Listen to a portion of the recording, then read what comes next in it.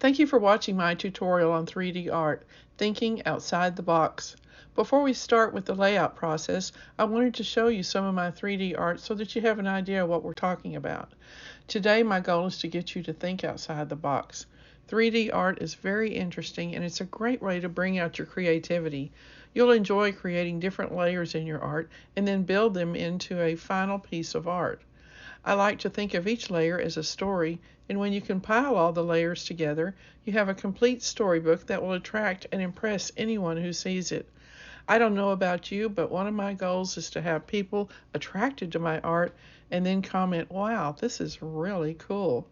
So let's get started with the basics. First of all, 3D art is a great way to be creative and to think outside the box. Take an extra step to make your art extraordinary. Once you try layering your art, you will open so many possibilities of expressing yourself and you won't want to stop. Let yourself go and let yourself grow. This piece is called Sitting on the Dock of the Bay. I started with a base that's only 12 inches by 12 inches of gesso board, and I will explain more in the video about gesso board and have a link to Amazon on how to order it. My first layer of dimension included the brick wall, which was a 4 by 8 gesso board, and the wooden dock is a 3 by 9 gesso board. I used scrapbook paper for the background with a decoupage technique. The flower petals are scrapbook paper decoupaged. I added a teapot and a cup at the top of the brick wall along with the dream catcher. The swan and the fish are made of clay and painted. The dragonfly is a decal. I added washers and brads to the brick wall. Not shown is a metal plate on the fish line that says sink or swim. This is a very whimsical piece of art. This piece is called Life Goes On After COVID. This piece was made with gesso boards and applied objects. The medium is primarily alcohol ink, but there's also some areas, such as the stencils and the base coat, that are painted with acrylic. The base is approximately 18 by 30. The next layer is slightly smaller, and then I added a 4 by 4 block in several places and painted each one differently. I love the modeling mannequins, so I add them into my art often. In the upper right-hand corner, I have a block painted with alcohol ink and added spirals of string beads to flow off to the left of the piece. This piece has a message that even after COVID, we all get back to life the way it used to be and appreciate what we can. This piece is called Tiny Dancers. It's made of gesso board, also of variety sizes. The base coat is painted with chamois or doeskin in acrylic. I then varnished all the pieces so that my alcohol ink would be painted on a non-porous, slick surface. I wanted the alcohol ink to be able to slide around. And then I painted it in dark jewel tones. I added the action figures and wrapped them in silver wire to imply they are specialty dancers. Notice how I use the top layer of boxes as the floor for each of the dancers. All pieces are bolted together on the back side to secure the layers. This piece won Best in Show for Ink exhibit. Now let's move on to the video so that you can see how I go about the layout process. Hello everyone, thank you for joining me today on this video, which is the introduction to my new series of 3D art. I'm working with smaller pieces of boards because my camera area is limited, but once you play with the layout options, you can go as big as you want. This is gesso board that I buy.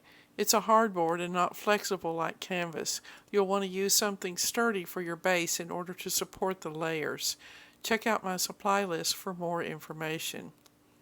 You'll want to spend time playing around with your layouts, and we'll begin by priming the surface of these boards with a coat of acrylic before we use alcohol ink or any other paints. And we'll be adding shapes to each layer to build it up to make it interesting, with each piece has its own story. As we add layers, you can add canvas pieces. I like to use pieces that have depth to them. This is a 6 by 6. This is another one, and they both have a cradle of about a fourth, 1 1/4, and that's the thickness of it. We can start building up this way. I found these round canvas discs at the Hobby Lobby in a package of 4. This will also add interesting shapes to our piece. And as I mentioned, each piece will have its own color and texture. We can put spacers between these to give them more depth if we want. We can arrange it something like this. Put this one up in the corner and then do another one down here and finish it off with embellishments if you want. Don't worry about embellishing pieces right now. You may not even want them or need them.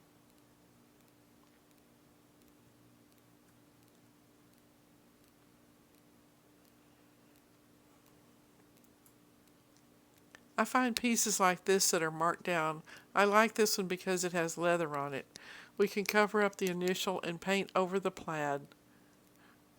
We may be using some scrapbook paper to add to the texture of the look. These are not the colors we'll be using, so try to use your imagination on this. We can use all kinds of found objects like tiles, string beads, jewelry, and play around with those as an option if we finalize the piece. To look at another option, let's go back to this one. I like to make my art functional, so I may put some small pieces in here and then add a knob or something, maybe a mirror. Just play around until you see something that pleases you. These are some little squares that I also found at Hobby Lobby. And this is a rose knob that I found. As you can see, it was on sale too. We can build this as we go and just play around with it and see what you like. We'll add some red in here also so that it matches the rose.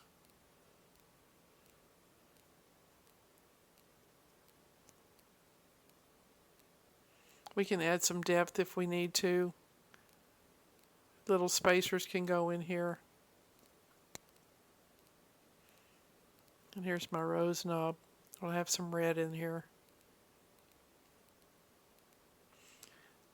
Tim Holtz has a lot of interesting trinkets, and we can use some of them if we need to. I use old jewelry and watches too, but don't let it become too junky, just enough to be interesting. As I mentioned, sometimes we use scrapbook paper. I buy them in pads, especially when they're on sale. I use them mostly for card making, but they come in handy for this project too. And we'll be using some textured paper, and this will be a decoupage technique. You can find all kinds of these little pads. Just, again, don't overdo it. It can be overwhelming and overtake your art.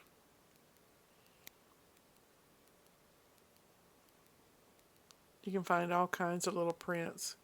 So this is just a basic layout idea. This will give you time to gather up pieces that you have or purchase what you want. The next video in this series will be determining your layout and beginning to paint each layer. So stay tuned. I'll see you on the next video.